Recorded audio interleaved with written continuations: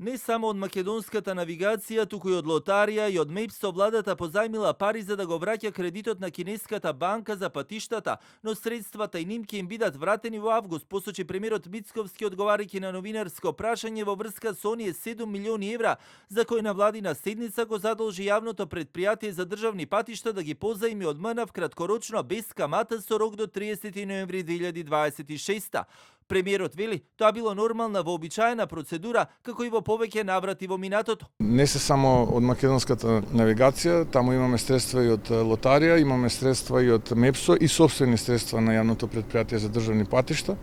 Средствата ќе бидат искористени за враќање на кредит кон кинеската банка за автопатите.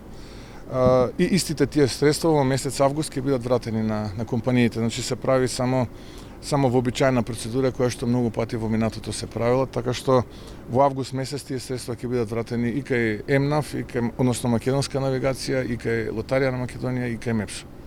Сепак и денеска без дополнително објаснување од македонска навигација, но и од останатите засегнати страни, откако од Министерството за транспорт и врски, прашањето вчера го адресираа до јавното претпријатие за државни патишта, а пак првиот човек на претпријатието и поранешен градоначалник на Скопје, Коце Трајановски, исто така и вчера, но и денеска остана без коментар. Дел од поранешните антикорупционери пак укажуваа на тоа дека целата постапка пред јавноста треба да се води транспарентно, наместо институциите да се играат пинг-понг.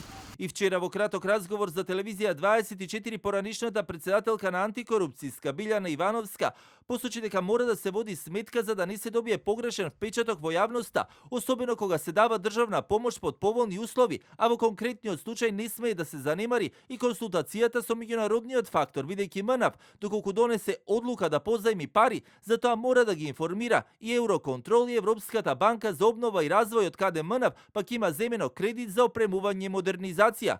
Вчера, но и денеска реагираше и опозицијската СДСМ, од каде вела дека ова е јасен показател дека во буџетот нема пари, а економијата е во колапс. Владата донесе одлука да земе краткорочен заем од 7 милиони евра од македонска навигација.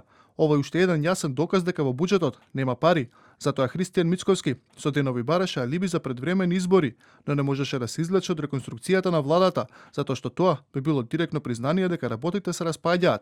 Сега мора да чека поволен момент за да ги распише. Резултати нема, економијата е во колапс. Одлуката за одобрување на краткорочната позајмица била подпишана на 17 јули, а била донесена на владина седница на 14, каде во табелата од заклучоците по исходот на седницата само кратко стои како задолжение на јавно претпријатие државни патишта позајмица.